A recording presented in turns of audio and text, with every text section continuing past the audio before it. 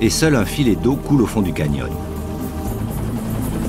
D'ordinaire, lorsque ces eaux déferlent en grondant, le rio Shumula érode la roche calcaire pour s'y frayer un lit de plus en plus profond.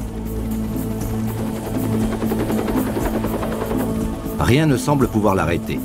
Le torrent passe toujours au plus court, et si d'aventure la montagne résiste, il la transperce en ligne droite sur plusieurs kilomètres.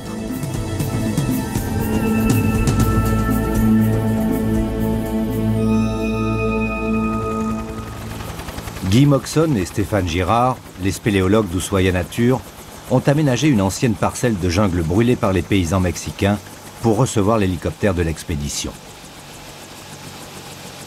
Un camp de base a été établi au-dessus du gouffre où disparaît la rivière. Depuis plusieurs jours, Guy et ses compagnons en équipent les parois friables. Plusieurs centaines de mètres de cordes vont permettre de descendre au niveau de la percée souterraine.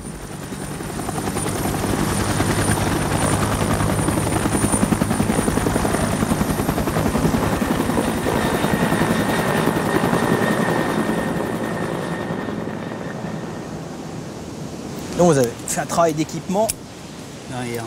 solide, celle-là. Ouais, va pas plus loin parce qu'après elle n'existe plus. Hein. Voilà, juste au-dessus de l'entrée là. Bon, là on a peu d'eau, ce qui fait qu'elle est à sec. Mais habituellement, on a une rivière qui sort du premier étage. Ça c'est dingue. Et qui coule en cascade sur le pont du deuxième étage. Le pont sous lequel coule la rivière du Shumula. D'accord, donc le collecteur du fond servait de collecteur pour deux rivières. Voilà. Et malheureusement, on pensait avoir les deux réseaux. Mais là, on est dans une période un peu sèche. Donc le premier réseau, pour l'instant, est à pire qu'à l'étiage parce qu'il ruisselle même pas. Hein. Ah, il n'y a absolument plus une goutte d'eau. Et ça, c'est un réseau que vous avez découvert par hasard?